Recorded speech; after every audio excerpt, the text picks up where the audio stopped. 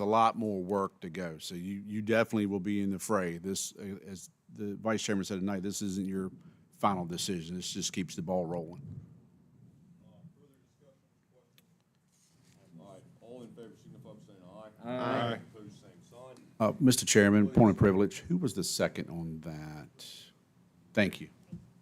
Good. All right, anything else on old business?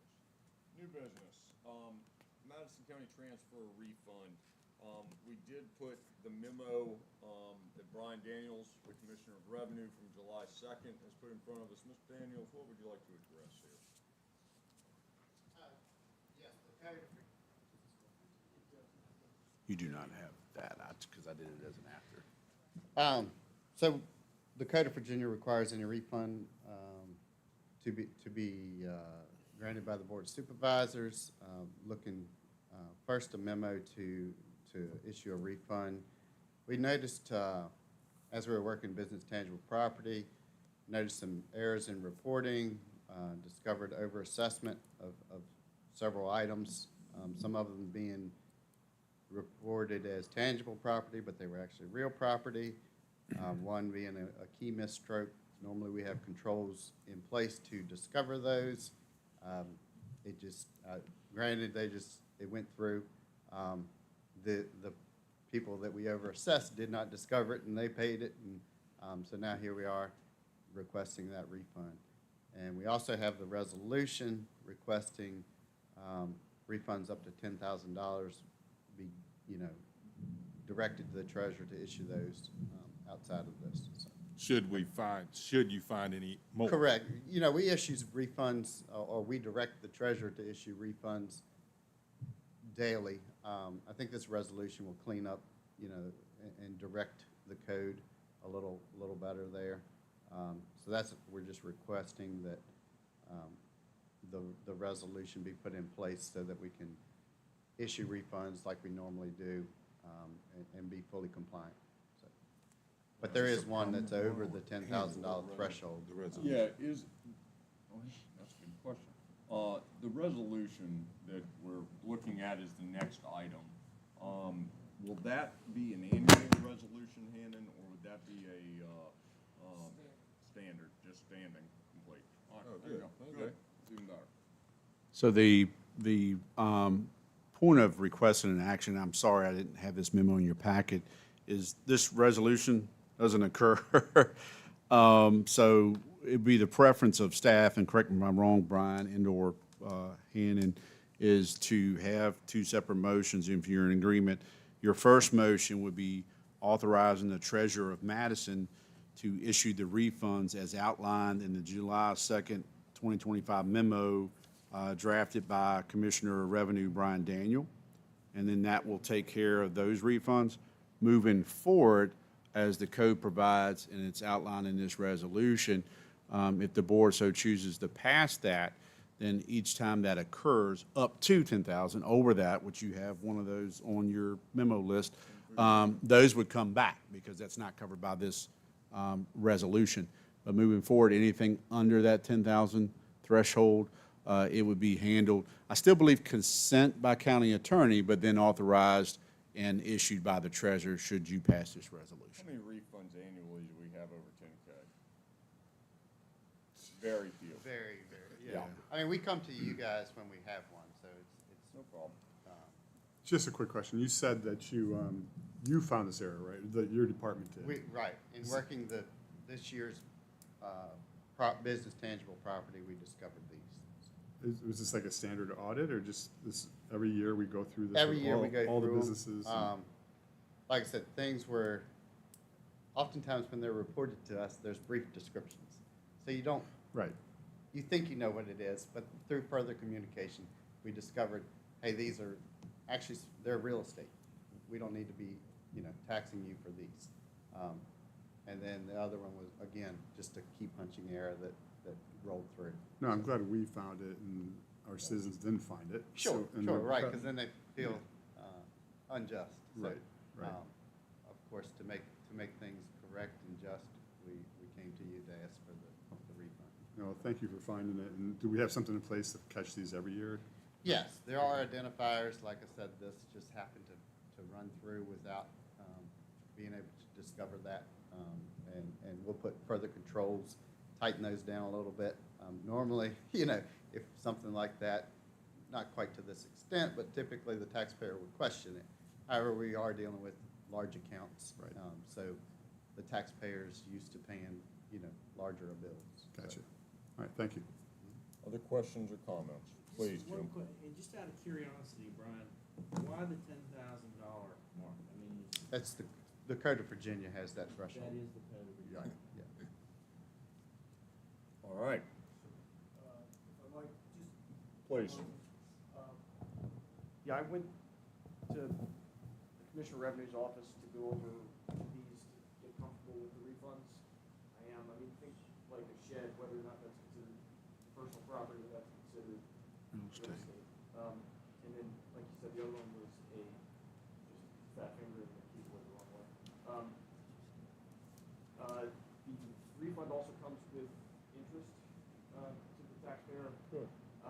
And then, so that's on the refunds, and as far as the resolution, this is absolutely optional for you all, whether or not you want to do it. And I think the amount up to 10,000, you could change that amount if you want to. The thought is, and I talked to Ms. Murray, she supports it, as does, Mr. Daniels, it just keeps things at that dollar threshold below your level, so you don't need to know about it. But that is, what all this. Your recommendation, though, is to leave it at the 10. Is that right, Hannah?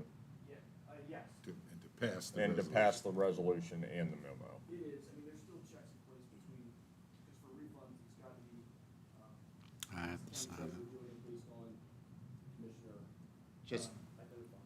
history on that code, 3 years ago it was 2,500. Then the General Assembly bumped it up to 5,000 2 years ago, and now it's at 10. So the General Assembly has moved it, noticing that refunds are Bless you. bigger than it used to be, It's good that we're catching these things, and then putting money back into the citizen base. If it was oversight on both sides, then that's just what it is. We're doing the right way to do it. Other questions on this, Ms. Weekly, got anything else? No, just whether Hannah? you want to do it in one sweeping motion, but No. you need one about the memo and then the other for the So let's resolution. do two, but Hannon, we need to be specific on how we phrase this memo. Is that correct? What do you think the motion should be, Hannon? So for the motion for these specific tax refunds, is authorizing the treasurer to issue the refunds as outlined in the memo by the Commissioner of Revenue. Does that So sound moved. good? All So right. moved. We got Oh, Dustin. Dustin already beat me to it. What's the other one? Second. There you go. Motion's made and seconded. Further discussion? Hearing none. All in favor signify by saying aye. Aye. Opposed, same sign. All right, now we have resolution 2025-16. What would y'all like to do with that? Going to the 10,000 mark. Mr. Chairman, I move that we approve Resolution 2025-16. Second. Motion's made and seconded. Further discussion? Hearing none. All in favor signify by saying aye. Aye. Opposed, same sign. Thank you, Brian. All right. I'm sure this is the windfall we've been looking for. The Henry Schein opioid litigation settlement. Hannon, please. So Henry Schein and the other listed defendants were found to be some of the least culpable of all the defendants in this litigation. On recommendation of our outside counsel, that's defending the county and the other, prosecuting for the county and the other plaintiffs in this, they're recommending that we agree to this settlement. It would be Madison's allotment would be based on the other percentages that have previously been figured out by the opioid settlements, and it would be a grand total of about $1,000. I think $1,011 would be coming to the county after the settlement is reached. That is great. Got that, Jennifer? That'll close the gap we're looking for. Any questions for Hannon, Ms. Warren, Mr. Weekly, anybody, what would y'all like to do with the Henry Schein opioid litigation windfall resolution 2025-17?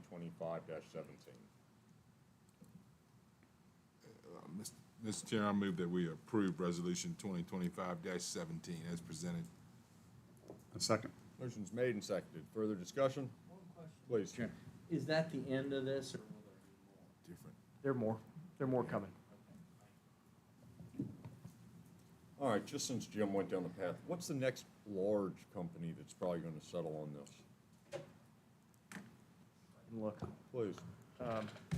Kaufman Knowles has been our major point of contact for this.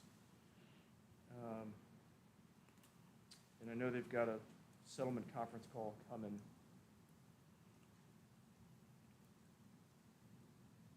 I mean, we've gone through. I don't know if you'll have any What, bigger than well, those. The I ones, mean, the for larger ones you Johnson have settled with, Johnson, we don't- Purdue, yeah. Kroger, CVS, Allergan, I'm probably gonna say a name wrong, I don't wanna get sued. But doubt your it's that. biggest ones have, in my opinion, unless he's got another one over there, it sounds like they've come through. I think Walmart did a one-time lump sum settlement. The next call, July 25th, is going to be about the Purdue settlement. All right. All right. Anybody else have any questions for Hannon on this? Thank you, Hannon. Taste amount, So- please. Wait a minute, do we have a motion and a second? Did we not? I apologize. Yeah. Motion, right? what, motion made and seconded, further discussion? Hearing none, all in favor signify by saying aye. Aye. Opposed, same sign. Thank you. Please. We should just let the public know this money's go to the DSS, correct? This money goes to approved uses, which are pre-approved as part of the settlement. And it can be somewhat creative in terms of how you use them, but like, we've used it for recovery court, for substance abuse disorder, criminal defendants. I'm trying to remember some of the other ones. We've used it for some security measures. At our EMS building, because Yeah. we have opioids there, so to secure that access. But there's left and right lateral limits for how we can spend the money. It's got to be opioid related. The opioid abatement authority was established by the state of Virginia, and they kind of manage all that. Each region has a coordinator, and you can apply. You can either use your local disbursement, or you can use what's in the OAA grants. I believe, I don't know if it was like a 70-30, but I know the OAA, of all the monies that were awarded to each locality, there was multiple counties part of this class action lawsuit. The OAA holds the largest portion of the county's funds. We got the smaller parts, so there's direct settlement payments. You can use those or apply for the OAA grant funding. So, Anybody else? All right, very good, thank you. Taste the Mountains transfer station fee waiver. I think we do this every year. Anybody That is have any correct. questions, comments, thoughts, motion preferably? Make it up. Mr. Chairman, I move that we approve the fee waiver request for the transfer station for the Taste of the Mountains Festival. Second. Motion made and seconded. Further discussion? Hearing none, all in favor signify by saying aye. Aye. Opposed, same sign. No other new business. Mr. Weekly, tell us about the roundabout and the very heavily used bridge replacement that we're about to go through. So as you may recall, VDOT will give you a monthly report they put in, they give to Ken, and it gets part of the packet, and then they have a quarterly presentation when they come and speak to you, where they attempt to make you aware of either smart scale applications you've applied for and have been successful in getting that funding, but when are they going to advertise, public hearings, and construct and so forth. As you know, one of your smart scale projects, that's safety enhancement projects that the county applies for. One in particular is the Pratt's Roundabout. Ms. Shepherd had reached out to me, both the Pratt's Roundabout and the Route 749 bridge replacement. She had some questions in advance of their public hearing, and I told her I would bring that to the Board of Supervisors and ask those questions. So one, with the Pratt's Roundabout, did the county plan on having any bicycle or pedestrian accommodations for the Pratt's Roundabout? Again, they have a public hearing on August 19th and would like to know that in advance. I don't speak for the board. I did share with her I wasn't tracking any of that. Of course, anytime you add any additional footprint for those things, if it's specialized bicycle lanes, whatever. And I always say, well, bicycles and pedestrians can use the roads now anyway. I mean, do it wisely, right, and safely. So do you want to have any bicycle pedestrian features in your roundabout at Pratt's? Is first question. Judge, you got any can't. bicycle preference on this? I mean, personally, I think there should be, but if it costs the county money, we don't have the money right now, so. Yeah, it's about the scoping of the project. I mean, Right. my opinion, if it's no pedestrian ones, if you want to look at them too, bicyclists now could go through a roundabout. I mean, they just have to obey traffic law, just like they ride down the back roads that go to each of our homes. If it's a specialized bike lane, that's what I think she's asking about here. I mean, on either side, on all four quadrants of that area, there is no bike lane, so I don't see what good it would do. So I'm not in favor of adding that on. Jim is a biker.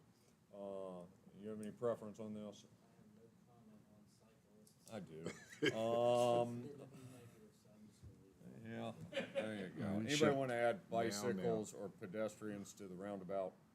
All right. All right, moving on to the bridge. Yeah, let's talk about the bridge. So off of the Nethers Road area, of a bridge that crosses over the Hughes River, they've done one before up near Moon, Yeah.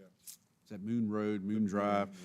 So I asked Carrie about this one because there's low average daily trips. That's what ADT means. They have had this on past reports of this due for replacement. VDOT performs annual inspections of all the bridges in their inventory, and they provide feedback on that. So really, it has to deal with age and condition of the bridge, even though there's only 18 ADTs reported by VDOT in 2020, and they anticipate that going up to 20 by the year 2045. It's really the age and condition of the bridge, plus this is the only means of those residents to get to and from their home. So while it is a low Just wait till we value. get cell phone service up there. That's what you're holding out for those additional We'll grow. two? No, I mean, her explanation, the very low traffic volumes is one of the reasons for replacing the structure. I could never understand that. The bottom line is, the bridge is so old and it is failing. And then, like Jonathan had brought up before, will it support a fire truck at this point, the load? So there's other reasons. I hate seeing millions spent on a bridge that's accommodating how many trips a day? 18 as of 18 a 2020. day. But, and yeah. We'll put a bicycle lane on that one. How about school bus though? There's kids up there? Not right now, there's no Yeah, I kids didn't up ask that, but I did ask about the weight capacity when it came, because first response is always concerned. I think the current bridge has a 14-ton capacity. They simply said with the new bridge, they would not have a weight posting. So that tells me, and I've talked to the fire chief as well, and by doing that, it would allow our apparatus, anything that they would have at the firehouse to be able to navigate. So there's a safety improvement, I guess you could say. So, Jonathan, help me out here. This sort of project is not coming out of Madison's coffers, our money for our portion of road improvements and 6-year plan stuff, right? Correct. Your funding that normally comes from the state to Madison, but still it's VDOT, right? And they administer it. You have your tele fees and things. So you'll have a maintenance type of funds, but that's maintenance. Maybe a sign gets knocked down or some guardrails or some patching. Nothing to this effort. Yeah, And then the other funding is they put buckets of money each year in your 6-year secondary road plan that you all approve. You decide where you want that funding to go. But no, if we're getting technical, yes, all taxpayers that pay into the state, and, it's that, but it is not your allocated share. That's either maintenance or 6-year road paving. So what does she want from us on that one? It was Holding just my feedback, comments. so I'm before they go to, holding- I'm before they go to holding public them. I'm telling comment you. or any, Go ahead, Mr. No, Chairman. VDOT's doing such a good job, they've obviously given them a bunch more money. and it does so to taking make the care of bridge them. wider. It goes it's from a not 12-foot curb to curb to a go. 16-foot curb to curb. Yeah, it's not good. Now you can get a, tractor and a hay bind across there, except that it's all mountain. And rocks. Yeah, and rocks. Yes, no, it's just, we've got major road issues in Madison County all over that we have identified countless times. We look at the 6-year plan that is not a 6-year plan that goes on for years and years and years till it can be funded fully.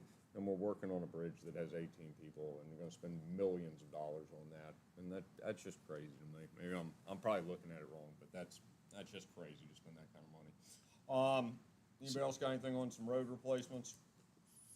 All right. So just to recap, Mr. Chairman, my comments back to her is no bicycle pedestrian accommodations for the roundabout and proceed with the bridge replacement over Route 749. Okay. All right, anybody else on that one? Now let's talk about Economic Development Committee Town Hall. Mr. Weekly?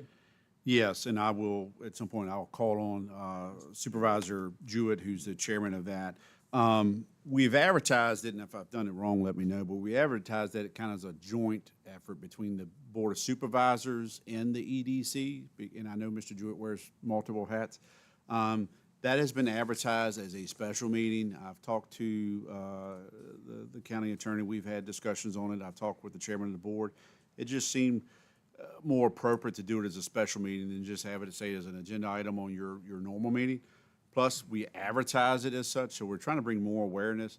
I haven't talked to Tracy yet, but we're going to try to do something up to where we can put some notification on the tourism Facebook page to circulate and that's kind of your set aside, right? So you want a town hall format. My understanding is the EDC, in a combination of BOS, will talk about what are things that EDC or the Board of Supervisors has been exploring and any data or information like to share.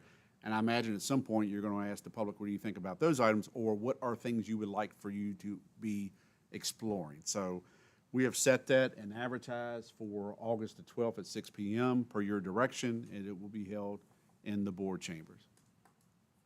Mr. Jewett? Any comments? August 12th at 6 p.m. Yes, ma'am. What I'm working on right now is a format for the meeting and what we're gonna present and how we're gonna do it. All of the members will be presenting something, but we're gonna have a few major areas of investigation that we've been pursuing. And I'll just consult as I get that prepared and develop that with the committee. I'll speak with Mr. Week. He's on the committee. So we'll coordinate with the board so that you folks approve what we're gonna do that evening. There will be an extensive written report, which I'm starting on, and then there will be a summary report, oral report in each of the areas. And then, of course, public input. Where do they see it? Where do they see us going? Because at that point, we'll start to need some direction from the public. And then cover any other topics that are out there after you all conclude with economic development, even though the majority of stuff should touch back to that. Yes. So is this just gonna be another agenda item on the 4 o'clock meeting? No. It's a special meeting, and it's just We're gonna easier to call. adjourn? You'll We'll adjourn. and then we'll start over and say the Pledge of But Allegiance again. that's at your, so if you think just like today, we had, no offense to our wonderful department heads or constitutional officers, but we have a lot of information. So that takes up a part of time too. We'll probably have some financial things we'll discuss. So you'll probably kind of end near that point. But yes, you would adjourn one meeting and then call the other one to order at 6 p.m. Should be a good meeting. We haven't done the town hall in a long time. Look forward to hearing what the committee has come up with and see what the public has to say about that, because we know it's a need. Can we just let it go as long as people have comments or questions or whatever? And really the big benefit of this is to clarify what we are doing, because True. the rumors out there are that we're basically gonna become Northern Virginia, and that's not true. You know, we're looking at anything that's a possibility for the county. It may or may not work. But we have to do something. I mean, we have to be constantly looking ahead. As we all know, our tax base has to be expanded, or we're gonna tax our people out of their homes in 5 or 10 years. We can't do that. So we have to do something now. But we've got some really good work. It's a great committee, and the people on there, Judd, Tracy, you know, Jonathan Bryan, and Jim Smith, it's worked out really well. Good, look forward to it. All right, anything else on that? Any other information, correspondence, discussion, anything? Back to public comment. Public comment. Have we gained people? Well, yeah, it's pretty good, pretty good. Any public comment? Yes, ma'am. Here? Yes, we'll have our regular meeting at 4, and then we'll adjourn that, and we'll have the town hall at 6. Hannon? So just to clean up on that, so, Mr. Chairman, are you calling for this to be a special meeting? Yes, sir. And then, if all 5 members of the board are intending to be there, that'll be considered notice, waiver of formal notice of calling the special meeting. You're being notified, you're getting actual notice of it now, but is everybody comfortable proceeding in that way? Okay. That's Do you all. have a better recommendation, Hannon? No, I just want to make sure we're bylaws and Absolutely, the code. absolutely. We Any other? don't need a motion for it, do we? Okay, yeah. Good. Any other public comments? All right, no closed session. What would you like to do? Move to adjourn. Second. Motion made and seconded. Further discussion? Hearing none. All in favor, signify by saying aye. Aye. Opposed, same sign. Thank you all.